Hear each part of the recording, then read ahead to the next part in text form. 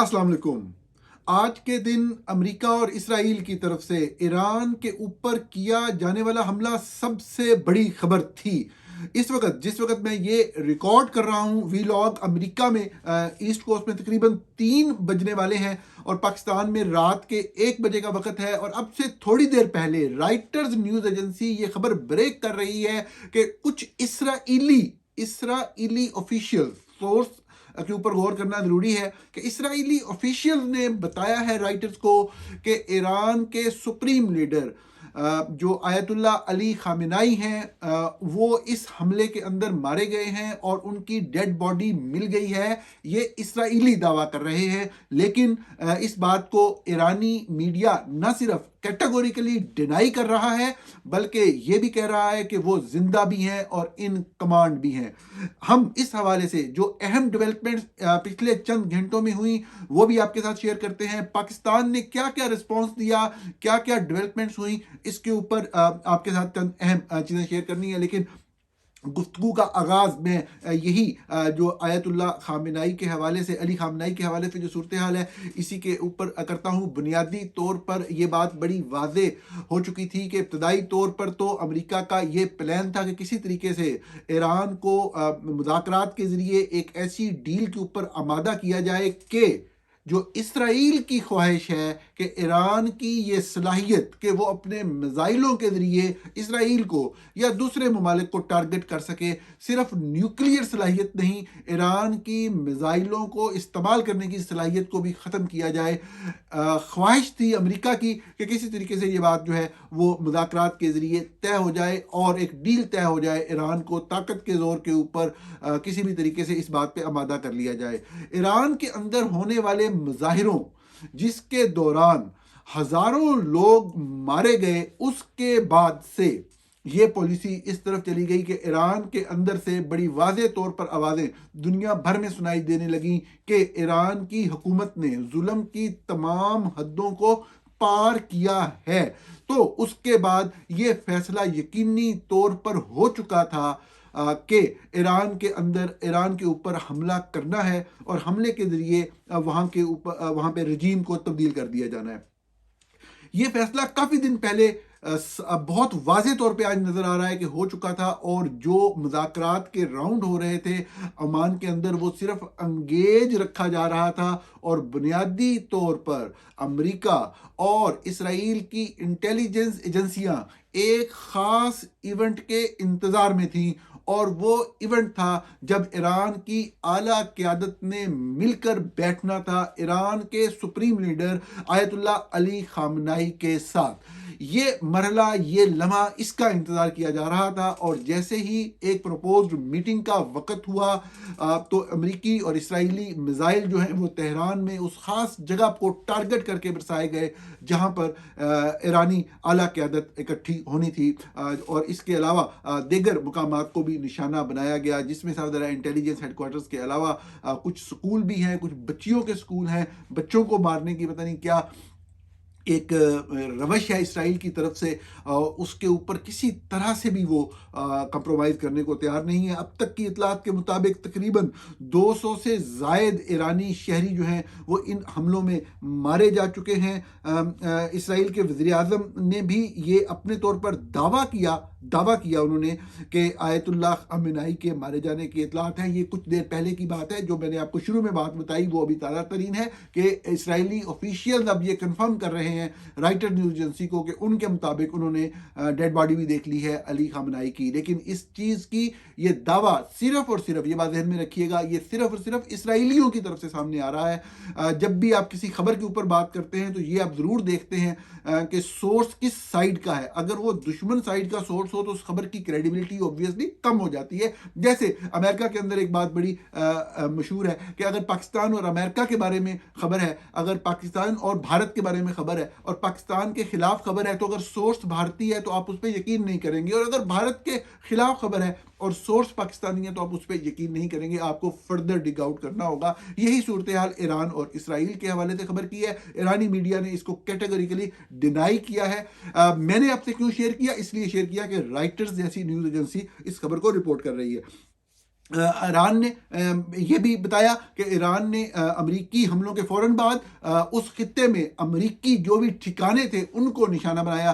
तकरीबन 14 मकामात के ऊपर मिसाइल दागे गए ईरान की तरफ से, जिनमें से ज़्यादातर के इंटरसेप्ट होने की इतलात हैं। चंद जगह पे मिसाइलों ने हिट भी किया इमारतों को, जो कि सदर फ़ौजी इमारतें नहीं थी, इसलिए वो इंटरसेप्ट नहीं हो सके और उसके अंदर कुछ जानी नुकसान होने की इतलात हैं।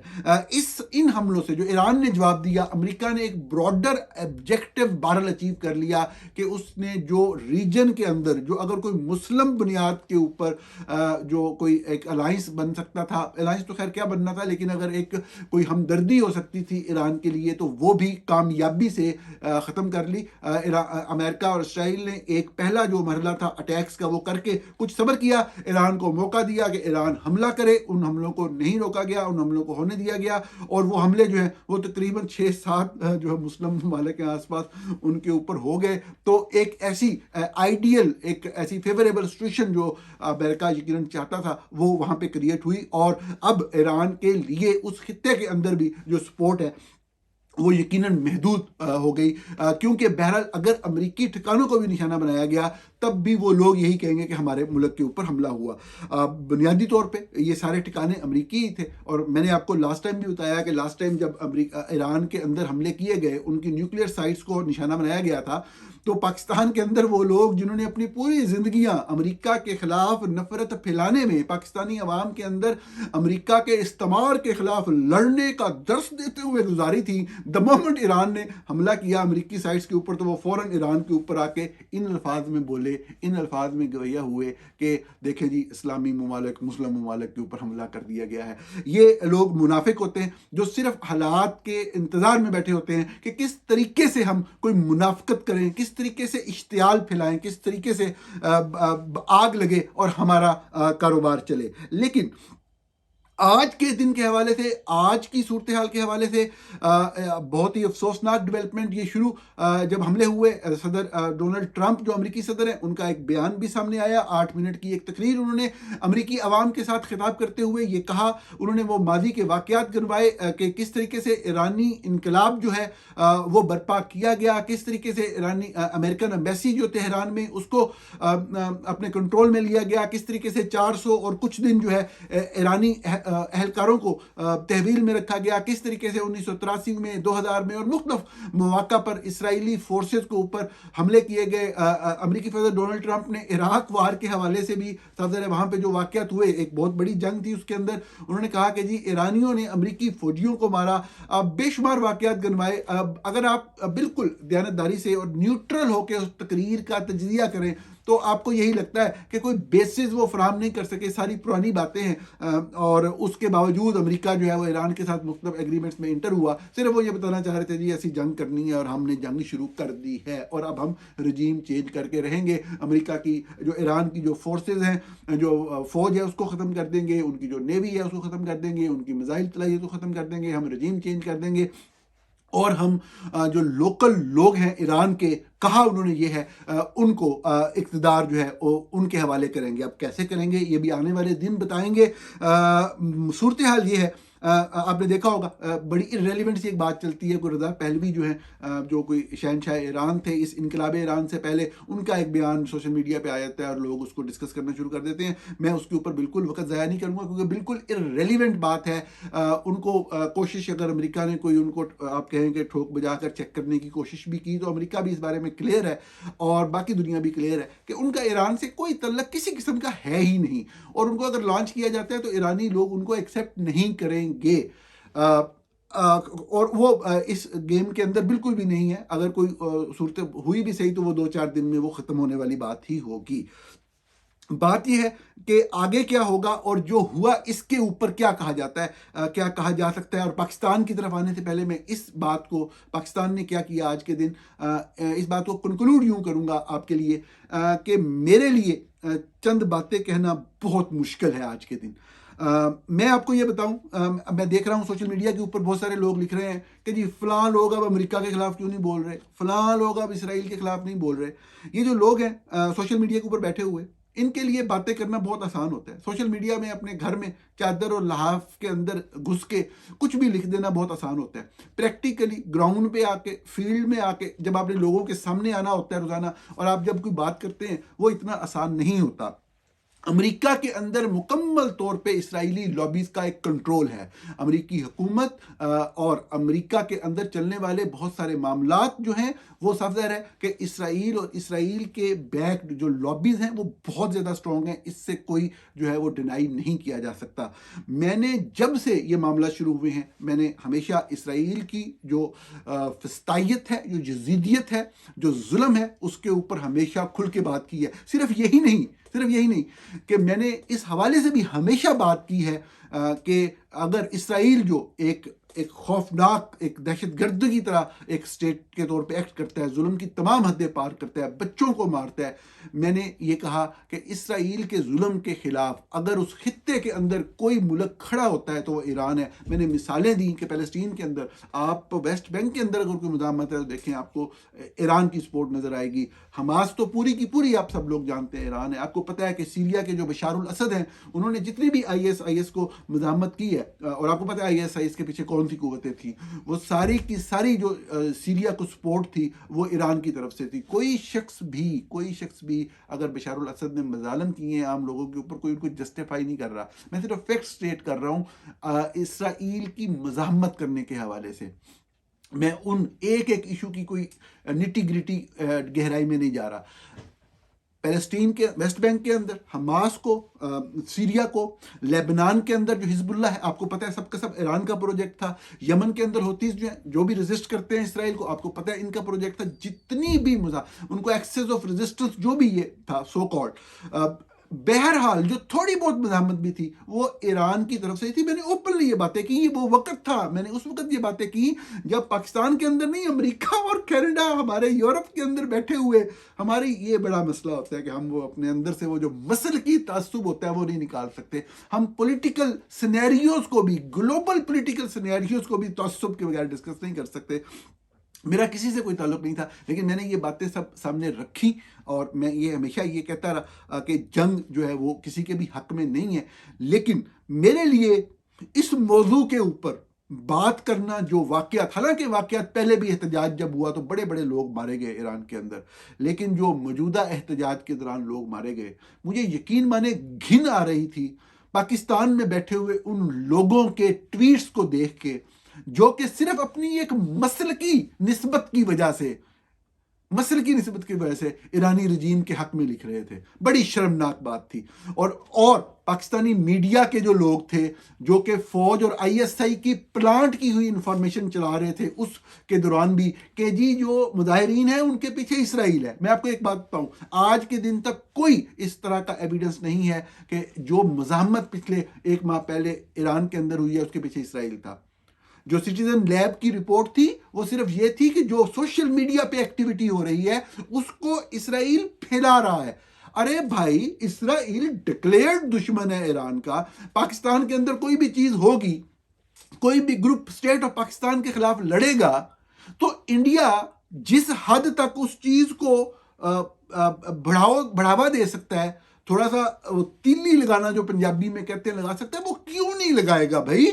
आपके जर्नलों ने टीवी चैनल के ऊपर बैठ के कहा है कि हमने पिछले 40 साल भारत के अंदर किस तरह दहशतगर्दी करवाई है। आपका डिक्लेयर्ड एनिमी स्टेट है भारत, तो भारत क्यों नहीं करेगा भाई जब आपके। लेकिन आपने ये एविडेंस देना होता है कि भारत ने फलां जगह पे जाके, जिस तरह भारत एविडेंस देता है कि आपके जी टेररिस्ट ने आके पठानकोट पे हमला कर दिया, मुंबई पे हमला कर दिया, दिल्ली में पार्लियामेंट पे हमला कर दिया, तो ये देखें भी ये सबूत है, ये बंदा था, ये नाम था, ये आपकी फलां तंजीम का बंदा है, ये फलां लोगों से मिलता था, ये पाकिस्तान में फलां जगह पे रहता है। जिस तरह के जो पहलगाम में अटैक हुए हैं, भारत उसके सबूत नहीं दे सका, तो हम कहते हैं नहीं दे सका। जब पहले वाले वाकयात थे उसके सबूत दिए, हम कहते हैं दिए। तो अब बात यह कि पाकिस्तान के अंदर जब पाकिस्तान कहता है कि भारत की इन्वॉल्वमेंट है, तो भारत को एविडेंस देना है, अब पाकिस्तान को एविडेंस देना है कि भारत किस तरह से इन्वॉल्व है। वो सिर्फ बातें होती हैं और हवाई बातें होती हैं। इसी मामले के अंदर जो ईरान के अंदर जो मामलात हो रहे थे, जो एहतजाज था, वो इंडिजिनस एहतजाज था। यही सबसे बड़ा प्रॉब्लम हुआ। यहीं से आके पूरा नुक्ता बदला, यहीं से आके सारी वो पॉलिसी की, हमने जंग में नहीं जाना, हमने अमेरिका ने जंग से अवॉइड करना है। अरे भाई, वो एहतजाज इंडिजिनस एहतजाज है, वो बिल्कुल क्लियर है कि वो एक जो लोगों की महरूमियां हैं, जो इकोनॉमिक फॉल डाउन हुआ है, जो ताजर पिस गया है, वो ताजर जो हमेशा ईरानी मुल्ला के साथ खड़ा रहा, जो ईरानी रजीम के साथ खड़ा रहा, वो निकला। फिर वो लोग जो इतने लंबे रिप्रेशन और सुप्रेशन जो कई डेकेड्स के ऊपर मुहित है, उसके ऊपर एहतजाज करने के लिए निकले, तो वो जो भी सोशल मीडिया पे चल रहा है, अगर इसराइल की तरफ से कोई चीज की जा रही है तो पाकिस्तानी मीडिया को आईएसआई ने ये करवाया कि आप कहेंगे इसराइल कर रहा है, और ये झूठी बात थी, गलत बात थी। ये उन लोगों की इंडिजिनस मूवमेंट जो ईरान के लोगों की थी, उसके खिलाफ बात थी। बात ही होती है, मैंने, अगर आप मेरी बात गौर से फॉलो कर रहे हैं तो मैंने आपको बताया कि जहां ईरान के हक में बात करना थी, वो भी हम लोगों ने की, और अपनी जिंदगी को, अपनी लाइफ को सिर्फ सच बोलने के लिए, सिर्फ सच रखने के लिए। मैंने आपको बताया कि कितना मुश्किल है अमेरिका जैसे मुल्क के अंदर बैठ के आप इसराइल को गलत करें, आपको इस तरह की बात करें, लेकिन जो सच रिपोर्ट करना है वो तो रिपोर्ट करना होता है। लेकिन अब ये वाली बात कि आप खुद अपने मुंह से कह रहे हैं 4,500 बंदे मारे, झूठ बोल रहे हैं, 4,500 बंदे नहीं मारे आपने इससे बहुत ज्यादा मारे। अमेरिकन प्रेसिडेंट अगर 32,000 कह रहा है, 32,000 नहीं होंगे, 15-20,000 लोग मारे हैं आपने। आप कैसे इतनी बड़ी तादाद में लोग मार सकते हैं? और पाकिस्तान के अंदर वो अरस्तू बैठे हैं, वो अफलातून बैठे हैं, आप उनसे बात करें, उनका फलसफा देखें। वो आगे से कहते हैं, देखें जी, फिर रियासतें अपना कायम रखने के लिए फिर बंदे तो मार देती होती हैं, फिर ये तो होता है, फिर इंतशार और फितने को। अरे एहतजाज को आप कैसे इंतशार और फितना कह सकते हैं? कितने लोगों ने ये जो एहतजाज कर रहे थे, उन्होंने आंखों-पाई करने की कोशिश की है। वो यही कह रहे हैं ना कि आप रिफॉर्म्स करें, आप ये जुल्म का निजाम खत्म करें, ये जुल्म की हुकूमत खत्म करें, इस रिप्रेशन को खत्म करें, यही कह रहे थे ना। इतने बड़े तादाद में लोगों का मार दिया जाना, मुझे शर्म आती है पाकिस्तान के उन लोगों पे जो उस एक्ट को वो करते हैं। मुझे पता है बाद लोगों को तकलीफ हो रही होगी कि आज के दिन ये बात करने वाली नहीं है, आज के दिन ही करने वाली बात है। मैं कहना ये चाह रहा हूं कि जब ईरान के बारे में सही बात होती थी, वो भी आपके साथ रखते थे। इतना बड़ा जुल्म, और ये जो लोग बात करते हैं ये वाली कि जी ये तो लोग तो मारे जाते हैं और ये रियासतें मार देती हैं, ये वही बेशरम लोग हैं जो पाकिस्तान के अंदर कत्लो गारत हो रही है, ये कहते हैं हाँ जी फलाना लीडर भी मर गया फिर भी पाकिस्तान बच जाएगा, फलाना भी मर गया। ये बात याद रखें कि अगर पाक फौज ना रही तो फिर पाकिस्तान नहीं रहेगा। बिल्कुल ये लोगों को बेवकूफ बनाते हैं, डराते हैं। पाकिस्तान के ऊपर कौन कब्जा करेगा? भारत कब्जा करेगा? अपने जहन से सोचें, क्या इस पाकिस्तानी 24-25 करोड़ अवाम के ऊपर आके भारत कब्जा करके हुकूमत अपनी बरकरार रख सकता है? पूरा भारत डिस्टेबलाइज हो जाएगा, कोई भी कब्जा नहीं कर सकता। ये लोग सिर्फ जुल्म के निजाम को जस्टिफाई करने के लिए रोजाना की बुनियाद के ऊपर पाकिस्तानी मारे जाते हैं, उनके कत्लो गारत को उठाए जाते हैं, उनके ऊपर होने वाले जुल्म और तशद्दुद को ये लोग जस्टिफाई करने के लिए इस तरह की घटिया और फजूल बातें करते हैं। सिर्फ आर्मी के, फौज के और फौजी जनरलों के जुल्म की बुनियाद पे कायम की गई हुकूमत को बरकरार रखने के लिए ये वाली दलील तराशती है कि फौज ना रही तो पाकिस्तान नहीं रहेगा। कोई भी मुल्क, कोई भी रियासत अपने लोगों की वजह से होती है। रियासत के इन लोगों का, इन तमाम ग्रोहों का एक आपस में सोशल कॉन्ट्रैक्ट होता है, आइन और कानून। कहते हैं आइन और कानून को फॉलो करना है, सब लोग पाबंद हैं फॉलो करने के, कोई पाबंद नहीं है। आइन और कानून कॉन्ट्रैक्ट है, एक साइड कॉन्ट्रैक्ट तोड़ रही है, दूसरी उसकी फिर पाबंदी नहीं रहती है। आज के दिन भी अगर आपने पाकिस्तान को इकट्ठा करना है, यकजा करना है, तो आपको आइन के ऊपर यकजा होना होगा, आइन के तहत चलना होगा। आपकी फौज जो है वो दफा के हद तक महदूद रहे। जब भी ये बात की जाती है लोग कहते हैं, मैंने अगले दिन कहीं बात की, मैं बात कर रहा हूँ, मुझे कह रहे हैं अच्छा जी आप ये कहना चाह रहे हैं कि जी फौज वापस चली जाए, इमरान खान जेल से बाहर आ जाए, वो वज़ीर आज़म बन जाए, और आप ये कहना चाह रहे हैं। लानत है भी आपकी सोच के ऊपर। एक बात हो रही है कि आप आइन तोड़ रहे हैं, आपने मुल्क के ऊपर कब्जा किया हुआ है फौज ने, आपने पार्लियामेंट जो मुल्क का मरकजी इदारा है उसको बेतकूर कर दिया है, आपने अदलिया का इदारा सिरे से खत्म कर दिया है। आपने माजरत के साथ अपने कार्यान्वयन के लिए, इससे मुनासिब लफ्ज नहीं है वैसे कि अमेरिका के अंदर कुत्ते का लफ्ज गाली में नहीं आता, ये पालतू की सेंस में आता है जो वफादार होता है। फौज ने अपने कुत्ते और पालतू भर्ती किए हुए हाई कोर्ट्स के अंदर और सुप्रीम कोर्ट के अंदर, और ये जो नई बनाई है आपने अदलिया का अदारा खत्म कर दिया। दो पिलर, आपका जो एडमिनिस्ट्रेशन का पिलर है वो सारा का सारा फौज के कंट्रोल में है। आप जब तक फौज वापस नहीं जाती, आप नहीं इमरान खान को निकालना, आप ना निकालें। आप यही हुकूमत बरकरार रखना चाहते हैं, चलें ये वाली हुकूमत आप बरकरार रखें। आप आइन तो रिस्टोर कर देना। ये क्या मजाक है जो आपने 26वीं तरमीम की है? कैसे किया आपने? लोगों की माओ बहनों बेटियों को अगवा करके लोग आके कैमरे के ऊपर बोल रहे हैं, बात कर रहे हैं। किस तरीके से 27वीं तरमीम मंजूर होते हुए एक सेनेटर ने सेनेट के फ्लोर के ऊपर खड़ा होकर कहा कि मेरी माँ, बहन, बेटी, बीवी तक को अगवा किया गया मेरे से वोट दिलवाने के लिए। शर्म आनी चाहिए आपको। ये आप मुल्क का हशर कर रहे हैं, इस तरीके से आप चाहते हैं? कितने लोग मारे गए हैं, किस तरीके से बलोचिस्तान के अंदर कत्लो गारत होती है, पंजाब के अंदर लोग बैठ गए ए लोग ही इंजते ने, ये है ही इस काबिल। ये माइंडसेट है पंजाब के अंदर, उनका बंदा मरे इनके लिए कोई है ही नहीं। जब अगर वहां पे कोई बस जाके रोक के वो जब उतर आए हैं इसके ऊपर, आप कह लें कि मुसल्ला कार्रवाइयों के ऊपर, उसके ऊपर जो है वो नए नए फलसफे और वो घड़ना शुरू कर देते हैं। उनके बंदे मरते नजर ही नहीं आते। जो बलूचिस्तान के अंदर बच्चों को, नौजवानों को गायब किया जाता है, किस तरीके से अब खवातीन को गायब किया जा रहा है, नौजवान खवातीन को, उनकी लीडरशिप को जेल के अंदर डाला हुआ है। पख्तूनों के साथ क्या किया जा रहा है। तो जब इस तरह से मजालिम होते हैं तो ये वाली बातें नहीं चलती। और इस तरह से नहीं होता जी कि फलां आके हुकूमत, अफगानिस्तान आके कब्जा कर लेगा पाकिस्तान पे, ईरान आके कब्जा कर लेगा पाकिस्तान पे, चाइना आके कब्जा कर लेगा, इंडिया कर लेगा। क्या इंडिया अपने दिल पे हाथ रख के सोचे, क्या इंडिया की फौज आके यहाँ पे काबिज हो सकती है? ये कौम किसी तौर पे इंडियन एग्रेशन को तस्लीम करेगी, कबूल करेगी? नुकसान ही होगा ना। नुकसान तो पहले भी लोग मर रहे हैं, लिख के देता हूं, आप डाटा कलेक्ट करके रख लें, इससे कम ही मरेंगे जितने अब मर रहे हैं, जितना अब जुल्म हो रहा है। कहने का मतलब बिल्कुल कोई जज्बाती बात नहीं है। कहने का मतलब इस्लाह की कोशिश है कि आइन के ऊपर इकट्ठे हो जाएं, जो आइन है उसके मुताबिक ये गंद खत्म करें। 26वीं 27वीं तरमीम का पार्लियामेंट की तौकीर बहाल करें। किसी को जो भी आप जो सिविलियन सेटअप है यही बेशक आगे चले और यही फिर आगे इलेक्शन करवाए, लेकिन इलेक्शन हो।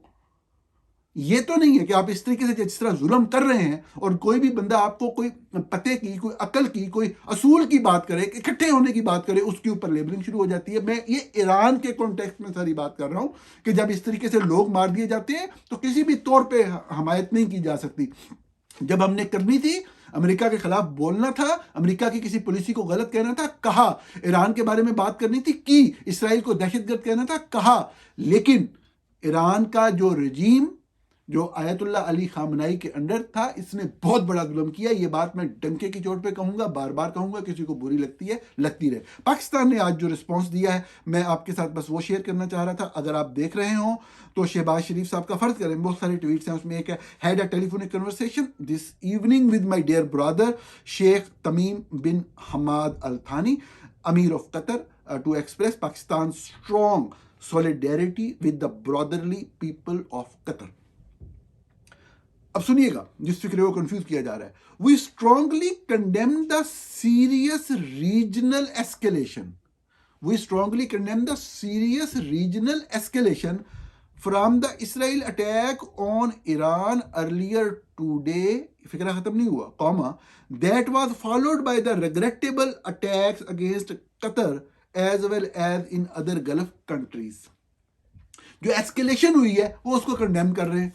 ठीक है जी, एक बड़ा ही डिप्लोमेटिक सा बयान दे रहे हैं। आप सिंपली, अगर आप कंडेम करते हैं तो फिर खुल के कंडेम करें ना। मैं वैसे आपके साथ चंद पोस्ट शेयर करता हूं ताकि इसको हम बात को कंक्लूड करें। फर्ज करें ये एक अकाउंट है, इसने लिखा है कि नाम है जी अकाउंट का कि Pakistan is trying to come up with a strategy that allows it to keep borders with India, Afghanistan, Iran secured.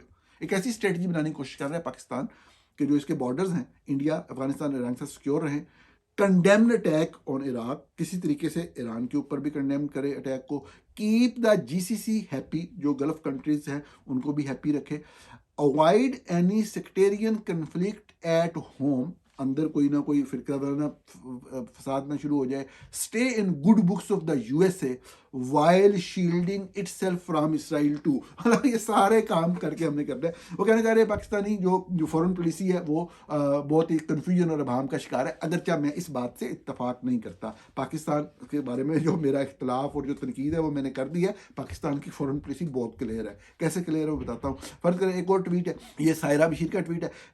वो शहबाज शरीफ साहब के एक ट्वीट को जो मोहम्मद बिन सलमान के साथ बात करने के बाद उन्होंने किया, उसको कोट करके कह रही हैं, but mister prime minister, I think you forgot to condemn the very event that triggered this dangerous regional escalation, the Israel attack that claimed lives of more than 50 innocent school-going girls। कि जो इतना खौफनाक हमला बच्चों पे करके 50 के करीब बच्चों को मारा गया है, आपको उसको भी कंडेम करना चाहिए। बिल्कुल सही बात है।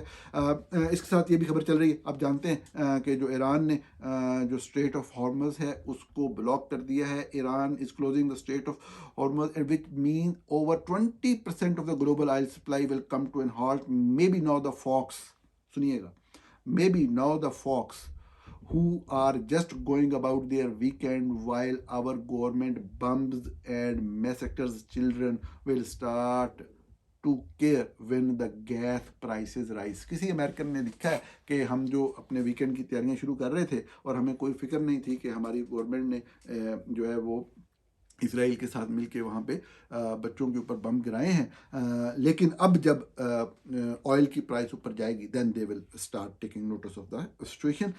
एक क्रिटिसिज्म है। तो अब बात यह है कि मैं ये बताना चाह रहा था कि पाकिस्तान की पॉलिसी बड़ी क्लियर है इस हवाले से। पाकिस्तान जो है वो इसराइल अमेरिका ब्लॉक के साथ खड़ा है, बोर्ड ऑफ पीस के साथ खड़ा है, उसमें उनको कोई डाउट नहीं है हमने किधर जाना है, क्या करना है, क्या नहीं करना। और हमारे जैसे मुल्क जो है, जो इस तरह की सूरत हाल में चल रहे हो जहाँ पे आइन और कानून की अमलदारी की बजाय और मुल्क को मुत्तहद होके आगे लेके जाने की बजाय साइंस में, टेक्नोलॉजी में तरक्की करने, अपने कारोबारों को बढ़ाने, अपनी प्रोडक्शन को बढ़ाने के ऊपर तवज्जो देने के बजाय वाहिद तवज्जो सिर्फ इक़्तिदार पे कब्जे को मजबूत से मजबूत तर करने, चाहे उसके लिए आपको अंदर लोग मारने पड़े, चाहे बैरूनी ताकतवर ताकतों की सपोर्ट हासिल करने के लिए उनकी बूट लिकिंग में आखिरी हद तक जाना पड़े। जब पॉलिसी ये हो तो इस तरह के मामला के ऊपर यही स्ट्रेटजी अपनाई जाती है। बहुत ही खौफनाक सूरत हाल है। मैंने आपके साथ जो फैक्ट्स से जो खबर थी वो भी शेयर की, मैंने आपके साथ अपना तबसरा भी शेयर किया। मुझे मालूम है मेरा आज का तबसरा बहुत से लोगों को नापसंद आया होगा, लेकिन मैं ये समझता हूं कि लोगों की जिंदगियों से कीमती कोई चीज नहीं होती। रियासत को कायम करने के नाम पे हजारों लोगों का कत्लेआम बिल्कुल गलत है, चाहे वो पाकिस्तान में हो, चाहे वो ईरान में हो, चाहे वो अफगानिस्तान में हो या किसी भी और मुल्क में। जहां पे अफगानिस्तान के जहां पे अमेरिका गलत होता है, जहां पे अमेरिका गलत था, हमने हर तरह के जो खतरात थे उनको मोल लेकर भी तनकीद की। अगर कोई शख्स पाकिस्तान के अंदर रह के जहाँ पे बारबैरिक ISI जो है वो किस तरीके से सहाफ़ियों को मार देती है, तशद्दुद का निशाना बनाती है, अगर कोई बंदा पाकिस्तान के अंदर रहकर फ़ौज और ISI के मज़ालिम पाकिस्तानियों के ऊपर जो होते हैं उसके ऊपर तनकीद कर सकता है, तो अमेरिका के अंदर तो रूल ऑफ लॉ है, यहाँ तो कोई भी कार्रवाई अदालती हुक्म के साथ ही होनी है, तो यहाँ पर करने में कोई हर्ज नहीं। बात यह है, दुआ यही है कि कम से कम लोगों का जानी नुकसान हो और मामलात इस तरह से आगे बढ़ें कि एक जो सैनिटी है वो प्रिवेल करे। खुदा करे सबके लिए बेहतरी हो। बहुत जल्द आपसे दोबारा मुलाकात होती है।